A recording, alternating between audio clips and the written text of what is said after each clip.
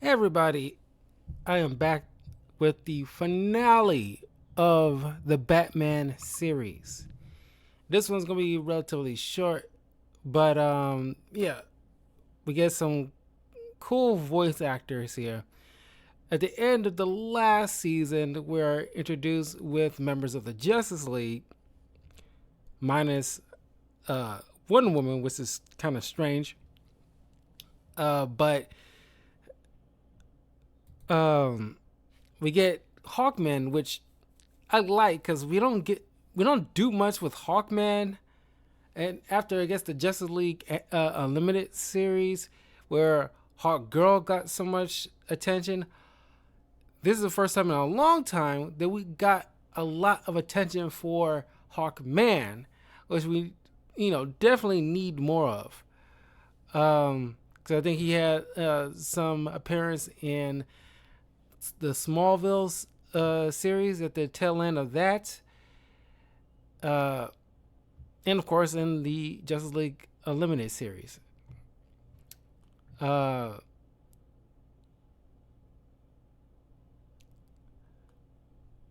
Second here.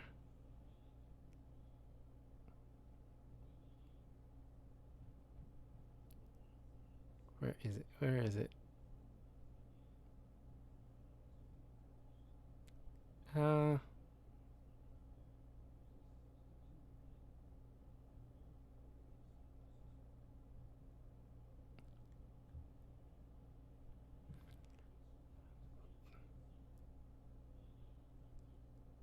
oh, there you go. We got Dorian Harewood, who voices Martian Manhunter.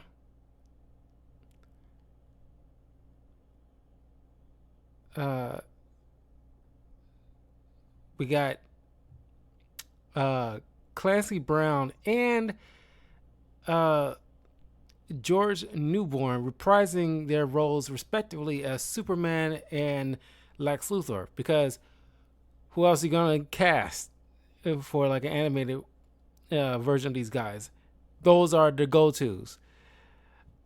Uh, we had Chris Hardwick as Green Arrow, which we haven't seen Chris Hardwick in a while since the whole allegation thing, which personally I'm not sure that is actually legit. It was around that peak where like the whole Believe All Women kind of situation with the Weinstein ordeal, but then certain people get a little too crazy after the what's that comedian on Parks and Rec, that Indian guy, I forgot his name. One bad date and then she claims allegations when it turns out it mattered to zero. So it's like that's how I feel like how people treating Chris Hardwick right now. He needs, I think him and James Franco. Personally, I think the situations they got in wasn't as egregious, and I think can be forgiven. I think their time away, this whole cancel culture, really it was at its peak. So they just kind of like had to bow out. But if they would have made a return, I think a lot of people would have been a lot more inviting at this point, because I think we gotten over that whole cancel stuff hump by this point. And Chris Archer definitely needed to come back. He's a really good actor and a great host. Don't even know what he's doing right now. Maybe he's still acting in some capacity. Uh,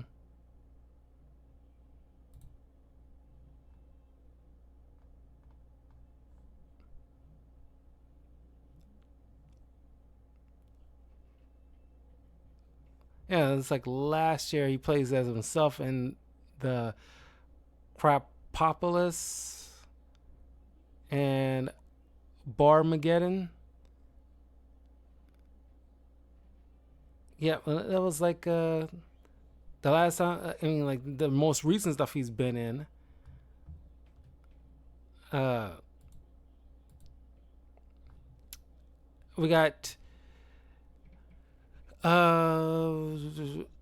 Charlie Shatler, who voices the Flash, assuming Wally West because he previously voiced Wally West in the Superman animated series. We got Dermot Mulroney,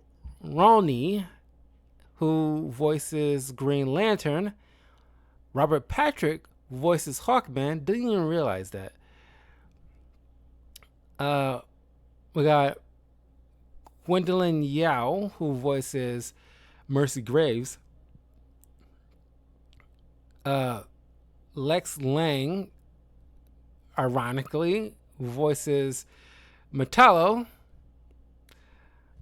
Greg Ellis voices Count Vertigo. Toyman, voiced by Richard Green. The Shadow Thief, voiced by DJ Bader, who will later be the primary guy who usually be the one called upon to voice Batman and stuff. Miguel Ferrer, who voices Sinestro.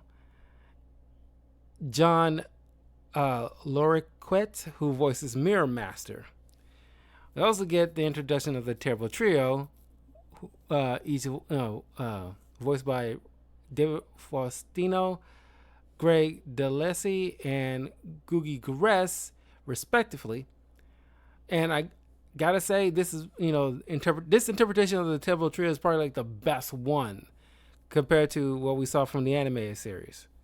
It's a little bit more meat on the bones of this particular group. So anyway, so this one, is around the time where Batgirl started going off to college, which I guess narrative-wise is perfect timing because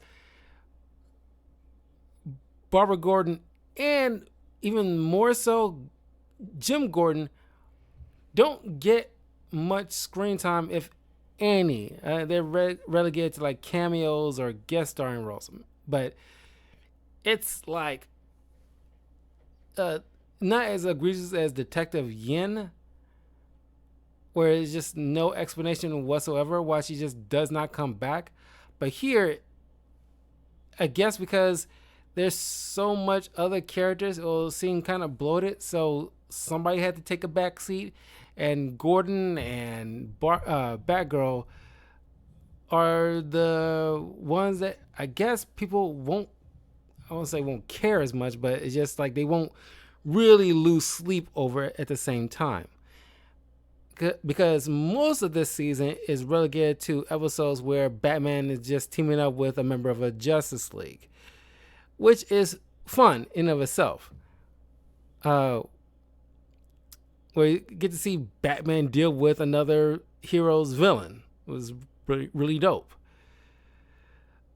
So the first part, the first two episodes is a two-parter where after the ordeal with the robot invasion, Metropolis decides to provide funds to Gotham because it was the most hit, and we get to see the, Jimmy Olsen and Lois Lane in here. Unlike in the animated series with World's Finest, Batman's not trying to hit on Lois Lane. And I like the whole back and forth between Jimmy Olsen and Dick Grayson, where who's like the cooler superhero between Batman and Superman. But of course, halfway through, when they each respectively see the other hero in action, they're like, whoa, yeah. So it's fun. It's like they're not too stubborn about their character. They can like acknowledge like, okay, that's pretty. That was pretty dope. It's nice to have that little crossover here. It's like, because Metropolis people going into Gotham and seeing all this kind of crazy stuff going there, it's kind of like surreal. It's kind of like people who aren't from Chicago visiting, and it's like, I guess, having like a surreal experience, or at least because I'm pretty sure it was last year where I went out for Halloween to this booze cruise, and I met up with a guy who was from California, and he asked me all these questions like, is this like, Chicago as dangerous as, people say they are?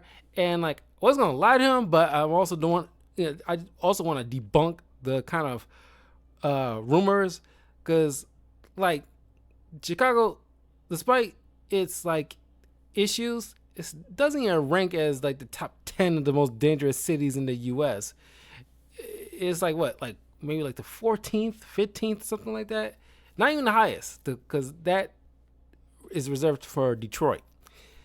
But we do have our issues if you don't go into certain areas, because there are particular areas that you probably should not go to, especially if you don't have some, like, I hate to say this, escort or people that so that way you don't run into any kind of trouble. But anyway, it's just that kind of a level of surreal experience. Lex Luthor ends up utilizing Batman villains in order to take down Superman, because Superman never had to deal with somebody like Poison Ivy, who Lex kidnaps and use her pheromones in order to create this concoction infused with small bits of kryptonite in order to mind control Superman. And you get the Batman versus Superman kind of thing, but done once again correctly. Just like with World's Finest and this is like, either one of these things would have been a better suited story for the live action film to just adopt, so it can make better sense. So to have an excuse to have these two heroes fight, it was so handled well. And of course, watching Batman trying to utilize as much skills as possible just to outmaneuver Superman. And of course, Lex got this big old plan where he's, using kind of very like Fleischer Superman type of era, where he just creates these giant robots with this wireless connection where he goes over, because it's Lex Luthor. Of course, he wants to save the world, but he wants not only the credit, but he wants to rule it himself. After the whole joining robot alien race attacked the world, he's like, okay, we cannot let this happen again, because he was woefully ill prepared. It's very like Tony Stark Iron Man thing, where it's like, I want to put a armor around the world kind of situation. So that's inherently what Lex wants to do, where he just builds these series of robots that flies around the world, and as they go over a particular nation, it's like highest capital, like the DC with the White House and the Kremlin and Taj Mahal, all these little areas where they go over, and the robots have this kind of wireless connection where Lex can take over pretty much like each government's armaments, essentially. So that way he'll have sole access. So that way any type of threat comes by, he can be able to be the one to defend it instead of relying on heroes, especially Superman. Typical Lex. But of course, thanks to the combined efforts of Batman and Superman, they managed to stop him. Then you see Batman teams up with Green Arrow to stop his arch enemy, Count Vertigo, which it always bothered me. It's kind of a nitpick. It always bothered me that in the animated series, when Count Vertigo was introduced, as a little kid, I always thought like, because I didn't read much Green Arrow, but I do recall, at least at that time, I always thought like Count Vertigo was Green Arrow's like arch enemy, like his Lex Luthor. But I think that as I got older, I think that was kind of reserved for Malcolm Merlyn, the Dark Archer. Uh, I think after the CW Green Arrow show, I think that became like a thing, but I'm not 100% sure if that just the show kind of retconned that. But I'm pretty sure back in the day, Count Vertigo was the guy as the Green Arrow arch enemy. But in any case, Vertigo ends up stealing components to build this machine to enhance his technological eye patch that causes Vertigo, in a particular direction, because he had some kind of accident that internally caused constant vertigo, but he has a cybernetic eye that, or eye patch in most cases, to direct that from inward to outward to people, which is like a good tool to use against somebody like Green Arrow, who, as an archer, needs to be able to be balanced and have proper aim. With Vertigo is like a counter to that. So it's like a perfect little like balance for a particular foe. So every time this tech is used, which ironically is stolen from Wayne, buildings, which Oliver Queen just assumes it. Vertigo teamed up with Wayne somehow, and he kind of blames him. But of course, he ends up revealing his secret identity, so he knows, like, look, clearly I'm not the one who is doing this. So,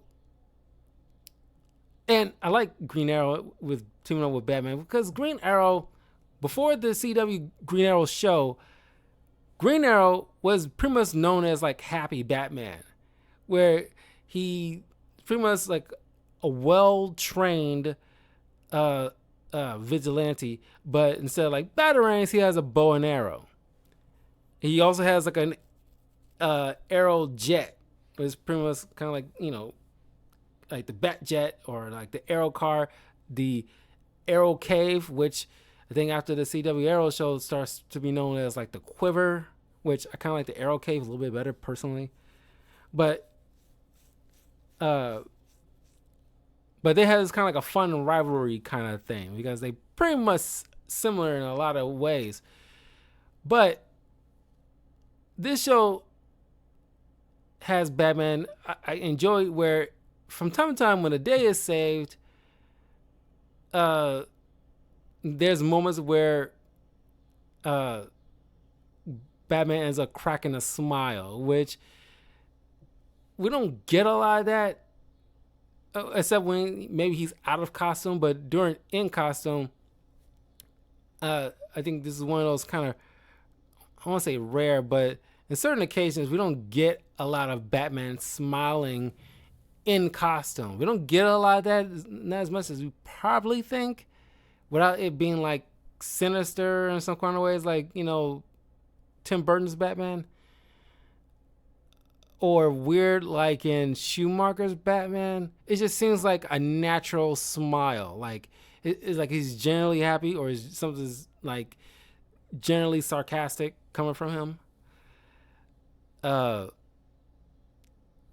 But he in this and in other shows like Brave and the Bold, where it's like, unlike in the anime series or Justice League, Batman is not like gotta stick up his butt about teaming up with essentially his not just coworkers but his friends, essentially, where it's not like, yeah, he has no problem with teaming up with these heroes because they save the world countless of times.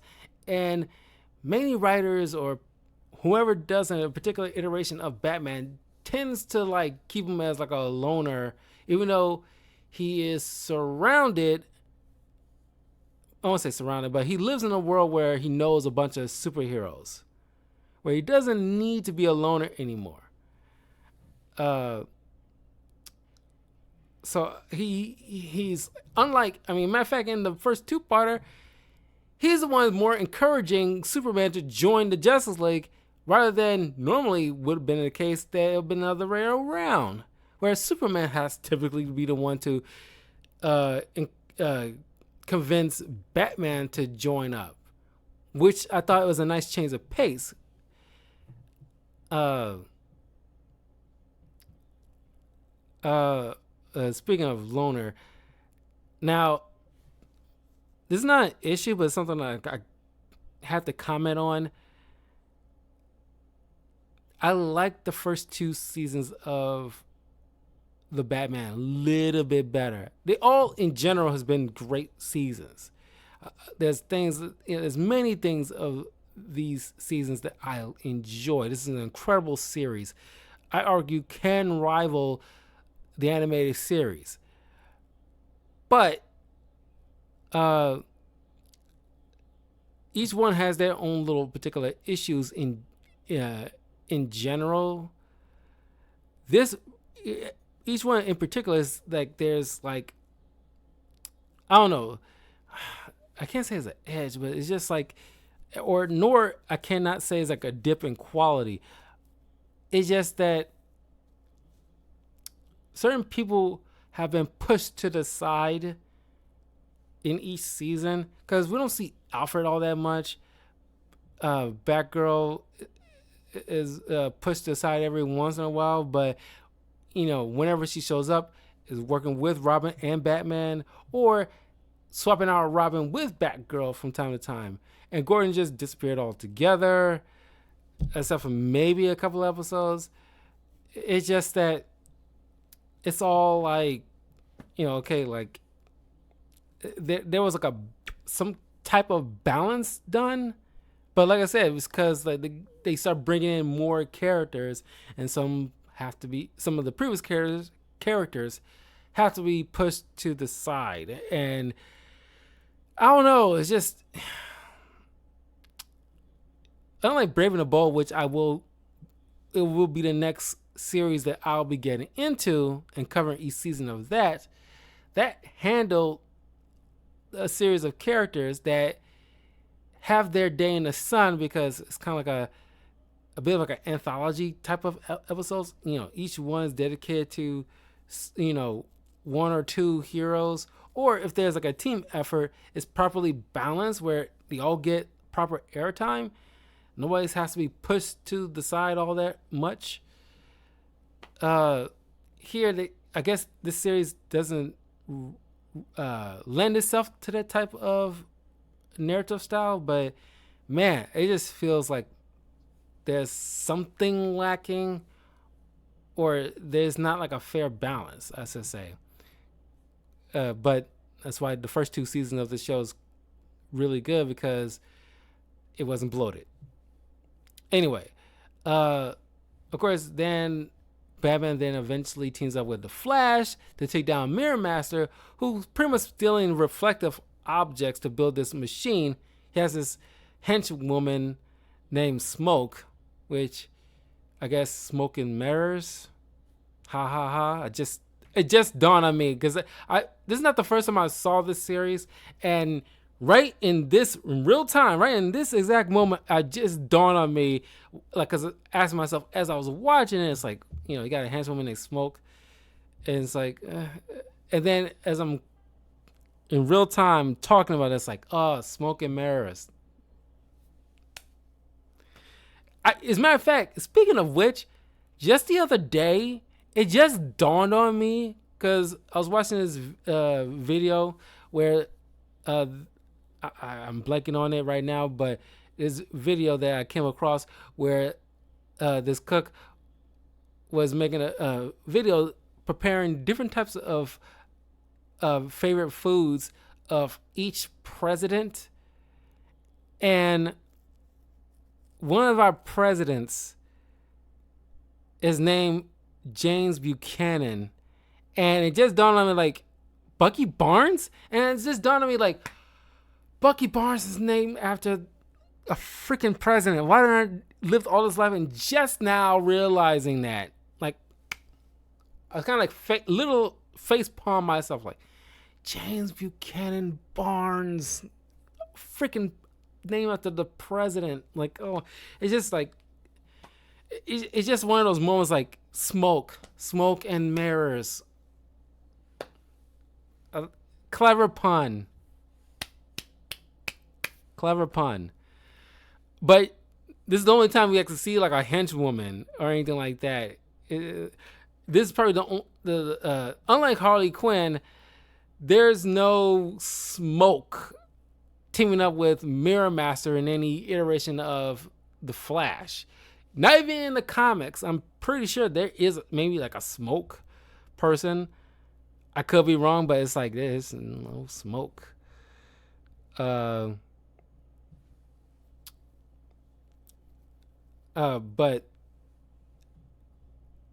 they also have to, because Mirror Master uses his mirror gun in order to traverse the mirror dimension. He managed to create mirror clones of Batman, Robin, and Flash, but since because they're reflective versions of them, and because of that, they're in reverse. Like the Flash and Robin's costume logos are backwards, and Batman's mirror clone, he's left-handed while Bruce is right-handed. So he usually attacks from the left while Batman attacks from the right.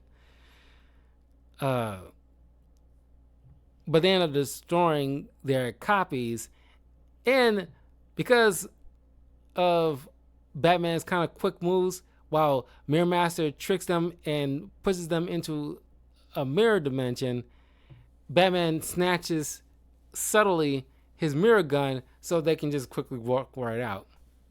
And Batman says some line about like, well, I thought like I learned from you about learn something about being impulsive from you. And it's like, did you? At what point did you have to learn that dynamic? That part, I don't know why we needed that part. Like, did you learn anything? It would have been great because each time Batman teams up with each member of these Justice League members, he probably learn a little something from them. Because they have like a different type of attitude than he is used to, because he does things his own particular way, dealing with his own particular group of villains. But now Batman for the first time has to deal with villains that he is not familiar with, where they are more experts at. Like Hawkman, one of his primary villains is called Shadow Thief, who is just a crook who has this technology that makes his body a shadowy 2-dimension. Batman never has to deal with someone like this.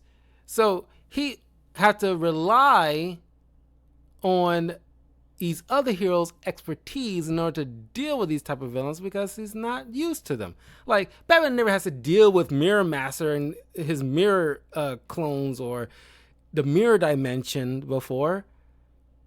But Flash, because of his impulsiveness, he will have to learn patience from maybe Batman, or do something a little bit more sly from Batman. While Batman learns that not everything needs to be done in in such a slow pace, or maybe because this is Wally West. I'm thinking about Barry Allen because he's a CSI. They can utilize both their detective level of thinking, but this is Wally West we're talking about, and Wally West, I don't even know what Wally West's day job was, because we all know that Barry Allen was a CSI, but like, what does either one version of Wally West, because the Wallace West, the Black Wally West, he's still like kind of like a young kid, so he doesn't have a day job. But like, what does the redhead Wally West do for a living? I don't even because I think the last time I read the Flash comic where Wally West was the primary one, he started. I think he is like some level of a scientist himself that works with Mr. Terrific. I think that's the last time like I remember reading any kind of Flash stories, trying to keep up with Flash comics and stuff, but they not one of them haven't jived well with me since DC Rebirth was done. And it's just like there's been some cool arcs here and there, but by and large, I just kind of fell off with Flash. But anyway, getting off of a tangent here. But like I said, it would have been like a good thing to see that, or like when like what Batman learning from these respective heroes, like Oliver Queen has a lot more. Well, I'm not saying like Bruce is not generous with his philanthropy and anything like that, but I think Oliver Queen goes a little bit further, where he's a little bit more intimate when it comes to his philanthropy, where he is offering like a personal touch, where like Bruce, he doesn't, he make this kind of charity grant, like, oh, this parks where he's hosting, or this convention halls, giving out checks to all these, which is all well and good, but he doesn't personally go to the hospital to make sure this old lady's husband or nephew or whatever,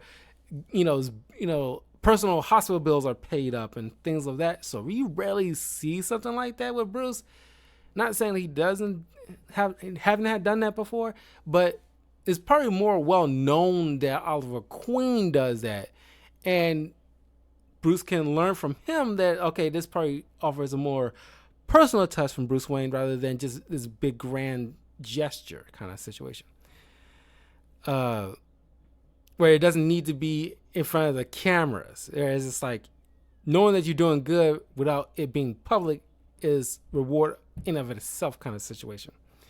So that would have been a good thing on top of the punchy action stuff, because those are fun too, but rolling with Batman learning from each of these heroes would have been also great to make him more of a well-rounded hero in his own rights and forming like a tight bond with each of these people. But they don't really do that. I guess you have to, if you're looking deep enough, I guess you can see something, but it isn't obvious. Because that's what kind of threw me with, like, I learned that impulsiveness from you, Flash. I was like, did you? Like, wouldn't you have to learn that at any point? He just kind of ran off because he would have gotten to a location quicker than your Batmobile. It's kind of obvious. This was always kind of threw me where, Wally and Barry own a car, but you're super fast, which kind of makes the car pointless. But whatever, I'm just thinking too deep on it.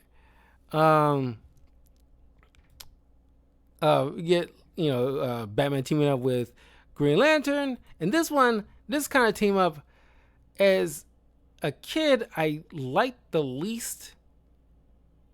And if you hold a gun to my head right now, I probably would have said the exact same thing, but I appreciate it a little bit better than I did as a kid. But it's just that Sinestro showing up on Earth trying to steal Hal's ring.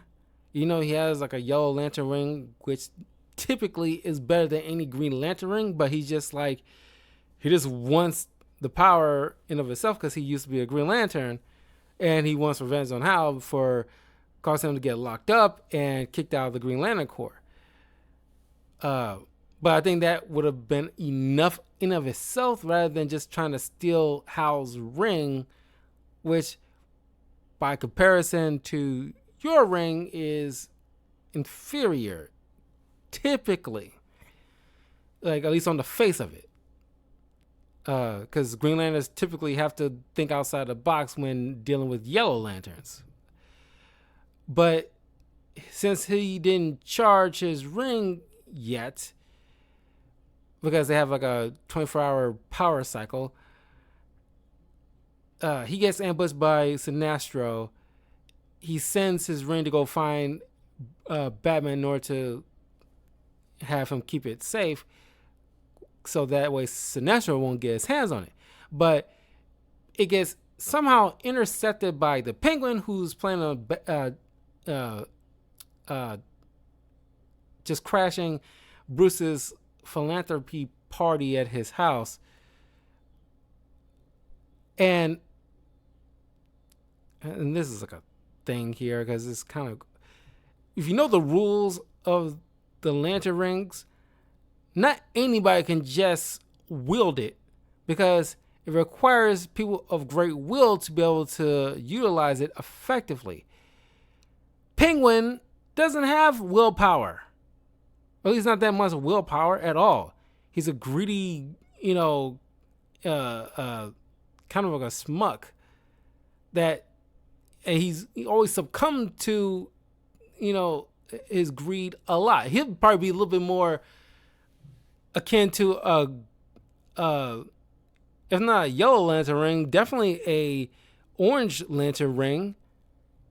Definitely not a green lantern ring, because it's based off emotions, and willpower is just like, isn't effective. Won't work with somebody like this guy.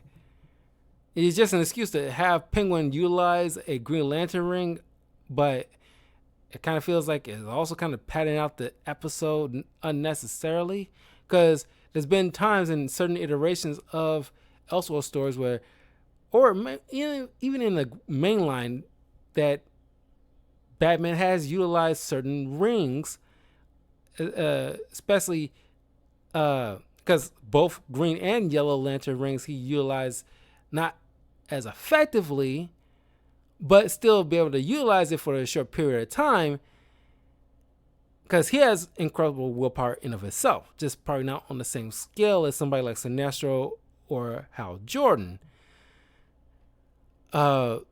Even with, but still slightly better than Green Arrow, because Green Arrow utilized a Green Lantern ring once, but his willpower isn't even as high as Batman's, because he was able to muster up one construct arrow, and it took a lot out of him just to fire one construct, while Batman was able to make constructs of certain bats and able to fly. He just probably the basic stuff, but nothing to the scales that you see like Hal Jordan or Kyle Rayner or John Stewart able to do willy-nilly for a variety of different things. This shows kind of the scale of different willpowers here. So it could have just gone straight to Batman. Sinestro trails it. Now Batman is utilizing the ring because he wasted time, because he eventually gets the ring from Penguin. But we only get a short time of him utilizing it, even though it was on low power. It's just, we don't see him do anything all that fun with it, as we would like to see Batman with the Green Lantern ring. It's just okay, you wasted all this time in scenery with Penguin, which is kind of a waste in a way. We could have dedicated this time where Batman utilizing the ring to fight fire with Sinestro, even though his constructs kind of crumble against the yellow lantern ring. But it's still seeing Batman make green constructs of bats to fire at Sinestro, or making giant batarangs, or a green construct Batwing, or something, to whatever Batman's imagination to be, or making might be something fun, a green construct of his villains or something. That'd have been dope. It's something a variety of different things you can utilize this moment, but like I said, it's wasted on Penguin. But Hal manages to get his ring back and stop Sinestro for good. And I like the fact that these two, Hal and Batman, kind of butt heads, because Green Lanterns are space cops and they got an air of authority about them. And of course, Batman, being a vigilante, doesn't really, listen to much authority figures at all, outside of his own. I mean, he sometimes listens to Alfred and Jim Gordon, which is probably the closest ones of authority figures that he even bend the ear to. Uh, but they still have respect for each other, which is still dope. Wait till he gets turned to Parallax, and all that pretty much go out the window for a while. Which, by the way, I should put on the docket because I got a couple more Batman comics I want to review. Then there's a Marvel comic I want to review. Then I want to go back to a DC one because, as a matter of fact, well, no, not a DC one because October's rolling around. I probably want to, after the Marvel one, I want to go into a Hellboy comic again. Like, I really want to, because I don't know, I kind of miss it. Because after the whole review of Atlantis, The Lost Empire, because the animation was helped with by Mike Mignola, who is the artist and I think also writer of Hellboy. And it's like, okay, I got this itch I need to scratch, not literally, but that I want to read some more Hellboy because I love the art with Hellboy so much. And I did my review of the animated films, which you can check out on the channel and hear my thoughts on, because I just love the look of that world. And all I can hear is Ron Perlman's voice through Hellboy. He's the only Hellboy in my opinion, honestly. Anyway, what else?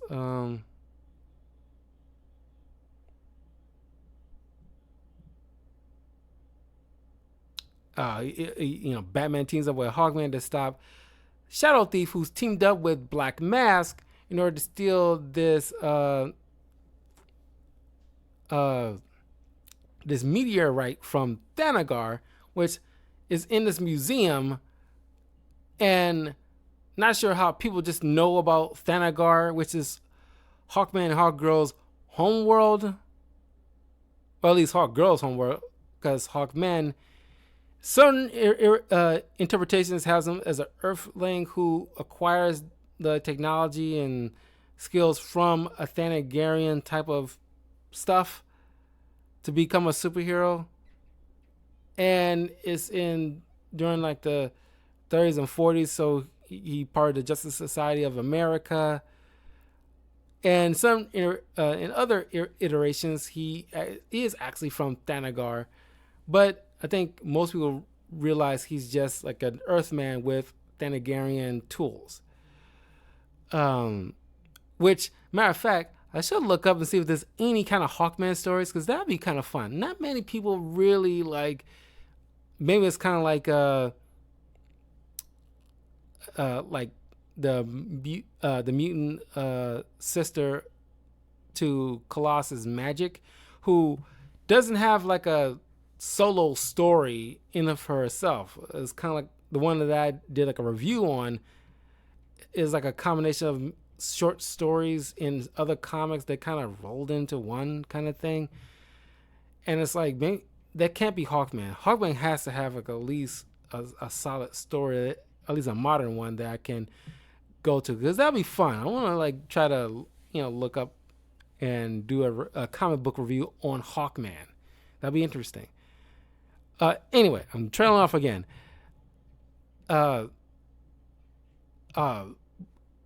Black Mask hired Shadow Thief to bring him out of Arkham Asylum so they can steal this meteorite from this alien world, which shockingly somehow these people just Thanagar is just a normal name on everybody's lips. Like they just accept, oh yeah, there's like a Thanagar planet, and it's like, do y'all even know? Because it's not like with Superman, who just admits that I'm come from Krypton and that used to be a planet but it's blown up. But has Hawkman and Hawkgirl done many interviews where they tell the people where they're from, where is this like a normal thing? Because like nobody should know. It should still be like an unknown material from space. But Hawkman has to fill into Batman, oh, it's from Thanagar. because it has trace bits of nth metal, which is a kind of like a metal and like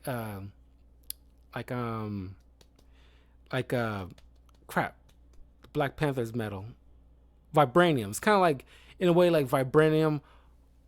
It not only is nearly indestructible, but it allows whatever the writer wants it to do, but primarily allows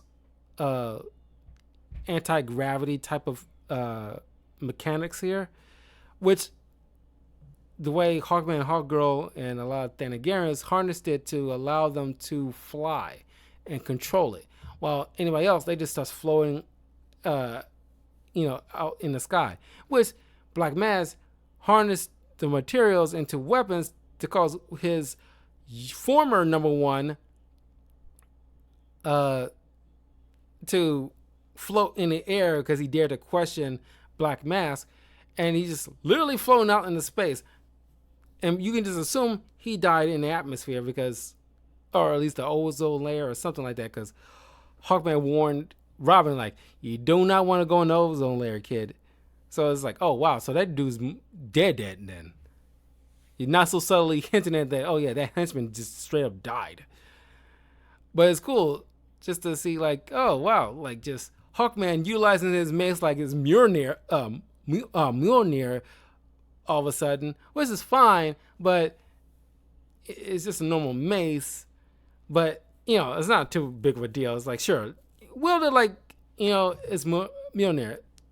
Doesn't matter. It's still dope as hell looking. Just him whipping that thing, knocking foes down, and just comes flying back to his hand.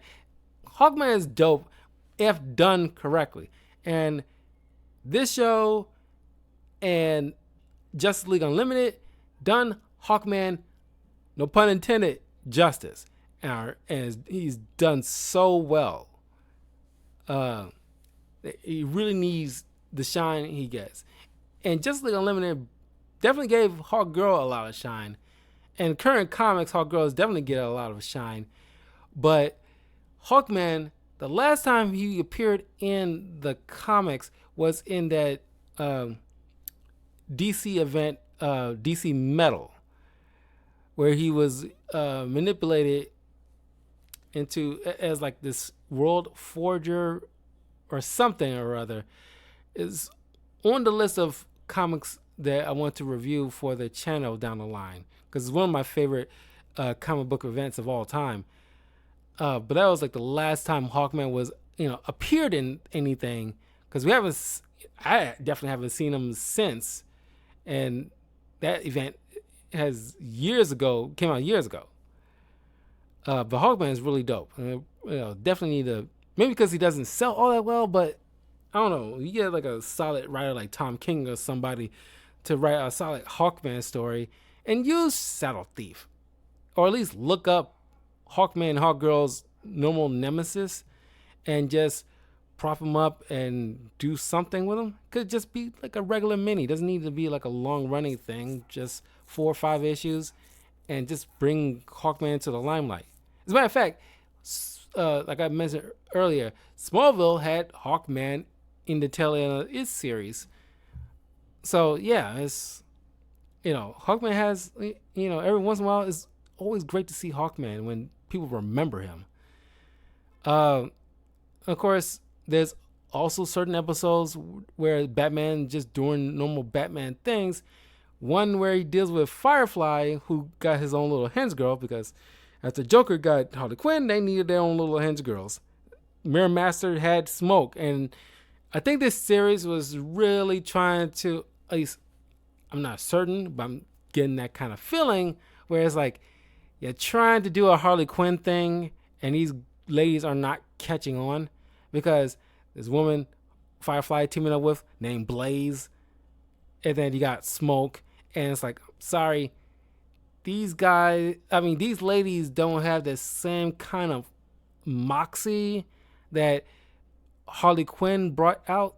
And I think not only was it because the material around Harley Quinn that made her so successful, but also the voice actress, because I'm not saying the voice actors for Smoke and Blaze were terrible. They weren't. They definitely, did what's required from them, and no complaints really. But there was no kind of X factor that really kind of like caused writers to like, I need Smoke in my Flash story, kind of thing. As a matter of fact, Mirror Master, he utilized whenever he's used is great, but he's not often used in Flash stories the same degree as like Reverse Flash or Captain Cold, or when he's teaming up with the Rogues. Mirror Master is rarely seen on the team. We usually see like the typical ones like Heatwave and Weather Wizard, or even Trickster. And when it comes to Firefly, really don't see him all that much. As a matter of fact, I did my review of Batman Nightfall, and he showed up a little bit as one of the criminals that Batman has to round up back to Arkham. But can you really recall the last time in the comics where Firefly was used? Because like he was very prominent in Batman Arkham Origins, which he was used very dope in that. And of course, the animated series, yeah, he was utilized pretty fun there. But I mean, if you bring in Firefly in a particular Batman story, it'll be cool to have him team up with a henchwoman who's so into him, named Blaze, who has also got like a fire motif or into fire as much as he is, or I mean, not obsessed to the same degree, but like in the episode, she is infatuated with him because he's like a bad boy. But this is what I did not like in this episode, where Firefly, steal this chemical, but it blew up in his face, literally. And now he's turned to his other Batman villain, Phosphorus. So they end up combining two villains into one and naming him that one. And it never sat right with me when I found this out. Did not know this as a kid until eventually I looked it up. Where I was like, oh wow, like, Firefly, like did he at what point did he turn to Phosphorus in the comics? Never a thing. This particular show is the only one that actually merged two particular very distinct Batman villains into one, and that was very lazy in my opinion. And of course, they eventually stopped Phosphorus because he was trying to melt down Gotham City, going to this kind of power plant, but once again utilizing a action figure type of costume, flame retardant type of suit, kind of like his Mr. Freeze, anti-Mr. Freeze costume. This guy anti-Firefly type of costume, but the layer still wasn't capable of fending off the level of fire that Phosphorus was putting out. But he managed to take this kind of tube filling with like what do you call that? The cold liquid nitrogen to finally cool Phosphorus down, and of course he's in Arkham, locked up, and Blaze shows up saying like, before she's gone to Blackgate, I'm assuming, she says her goodbyes, and it's kind of ends very kind of sad, where like the doctor's like, lights out, Garfield, and of course he still got kind of crater type of lines on his body where it's still kind of red. So he's saying lights out, but not completely, because he's got a little bit of light coming off of him. And now that's where he's at. He's mutated into this, little walking firebug here. But it has its fun moments, but I just don't like what they just did with like Firefly. He was cool in his own right. Um, but then everything comes at the end where the joining shows back up to kidnap members of the Justice League, except Green Arrow and Batman because they don't have any powers. Turns out they teamed up with Hugo Strange, who after the Martian Manhunter and Batman stopped joining in the last season using this EMP, Hugo Strange, because the joining's attack, managed to escape Arkham, but cobbled together some certain technology so he can commune with the joinings and made a deal where it's like, I want all the knowledge in the universe because he's all about knowledge in order to in exchange help stop Earth's greatest heroes, which they end up kidnapping Superman, Hawkman, Green Lantern, Martian Manhunter, and the Flash, so they can siphon off their powers and put them into these robots. And now they each have to take down these respective robots. Thanks to Batman, who, because he studied each member of the League, very hint at Tower of Babel situation, where he figured out the weaknesses of each member in order to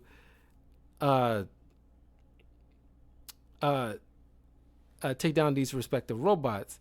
And they figured out to break into their chess pieces in order to steal back their powers and stop the joining for good. And of course, Hugo gets what he deserved by having the head joining hive mind force the knowledge in the universe, which obviously his mind, given how smart he is, he should have known that all that particular knowledge in a human brain will probably leave you comatose at best, which was what happens. So this completely takes him out of commission. But they managed to stop the joining once and for all. But it's a cool display where each one paired off to deal with a particular wave of robots that the joining sending like a more massive fleet to do like a massive takeover. Superman and Green Lantern go out in space to take them on directly, while some of the Armada managed to get past them, where Hawkman gets to the sky in order to take down as much as he can. Green Arrow and Flash on the ground, combining their skills. Flash running in like a tunnel, like a funnel kind of thing, where it sucks in so much of the aerial robots into one location, while Green Arrow shoots an explosive arrow to take out a lot of them at once, while Martian Manhunter and Batgirl team up to Martian Manhunter gets inside Hugo's mind to get the answers he needs to stop the joining for good, while putting the knowledge also into Batgirl's head, while she takes the helm of the keyboard or whatever to get into their system to shut them all down at once, while Batman and Robin, because this is like one of the rare times where Batgirl's involved this time, Batman and Robin takes on this giant robot that has all the powers of the particular Justice League members in order to stall for time, which works in order to completely shut them down for good and stop the joining. So yeah, all in all, it was a great season. But my biggest nitpick is the fact that how hey Jake, no, I have not played the banjo before. Don't know. It's a very random question. But yeah, my biggest I want to say pet peeve, my nitpick is the fact that certain people get pushed to the side. We don't see Alfred all that much here and there. It's just like yeah, obviously you want to give some airtime for the certain Justice League members, but man, it's a shame that certain other characters that we've been along with has been pushed to the side. Uh, but it didn't ruin anything at all. Gotta say that. But yeah, that was the final season of the Batman. So now the next TV show that I will be reviewing is Brave and the Bold, which once I'm done with that, because it has 4 seasons, I'm gonna get back to some anime, which I want to excuse me, which I think will be My Hero Academia, because I covered season 1, so I want to get through all the available English dub seasons that's available and give my review on each one of those. Batman just reminded of it, so that's why. Oh yeah, oh because of the musical score. Yeah, the twang. Yeah, I can see what your point. Yeah, because every time I think, thank you for reminding me. As a matter of fact, season 1's intro music and outro music is better. I do not know why they had to change that in the latter seasons, because I cannot get into the music for that.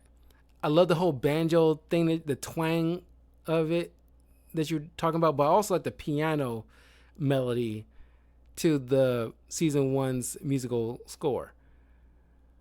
They changed that up, and I could not.